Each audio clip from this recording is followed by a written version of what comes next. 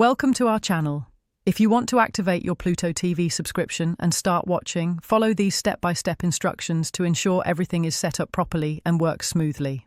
Step 1. Begin by gathering all necessary materials and information you'll need for the activation process, including your account details, identification, and the specific card, device, or service you're activating. Step 2. Access the appropriate platform by opening your web browser or mobile app. Make sure you're using a secure internet connection to protect your personal information during the process.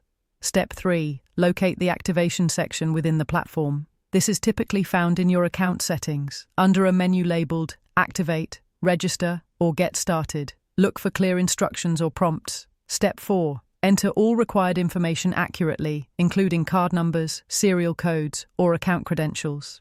Double-check each entry to avoid errors that could delay activation. Step 5. Follow any verification steps that appear on screen. This may include receiving a confirmation code via text message or email, which you'll need to enter to proceed with activation. Step 6. Review all terms and conditions carefully before accepting. Make sure you understand any fees, limitations, or usage policies that apply to your activation. Step 7. Complete the activation by clicking the final confirmation button. You should receive an on-screen message indicating successful AKC.